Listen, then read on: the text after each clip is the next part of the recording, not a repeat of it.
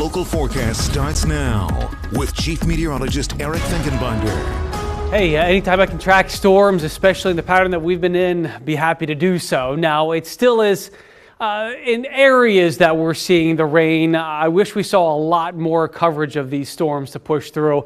Some of us getting rain, others not so much. That's pretty typical for us around here. But one spot that has not really received much rain, Adams County. So I want to focus on Adams County because we get east of Mont Alto into Ortana. We see one storm that's lifting north. Let's see if we can get that continue to lift north toward Biglerville and Bendersville. We've got more that just moved right over Gettysburg. That's heading toward New Oxford, Littlestown area. Let's slide a little bit eastward. So now we're seeing that Hanover, our second day in a row, we're getting a downpour.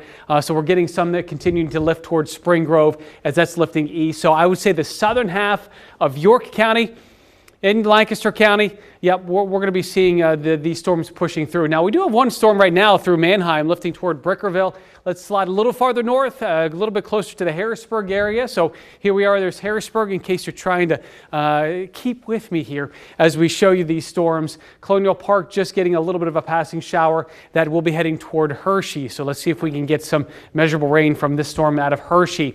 Here's the bigger picture. As we show you, yep, we've got some activity around Harrisburg. Then we've got some that's there, again, moving through parts of York into Lancaster. Then we've got this line. I'm not really convinced this second line that we see off to our north is really going to produce much. If it does, it would be closer to 9, 10 o'clock this evening. Once that moves through, that's pretty much it. So again, some of us going to be getting some beneficial rain, others not going to be getting that much. We'll be starting off with some scattered clouds tomorrow.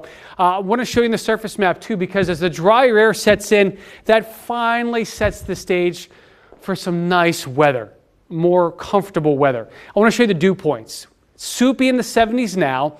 By the time we hit tomorrow morning, we're into the 60s. That still is humid, but just not swamp-like like we are now. Once we start seeing dew points in the 50s, then you're like, oh, that's much more comfortable. That's going to be happening for us tomorrow afternoon and evening. And when it does, it'll be here for Friday into Friday night before the humidity returns Saturday.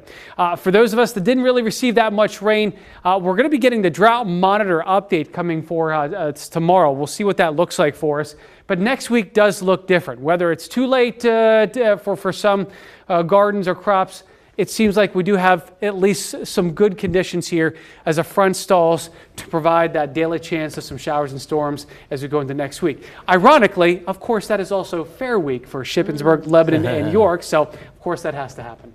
Indeed, Well, we'll see. Out. Yeah.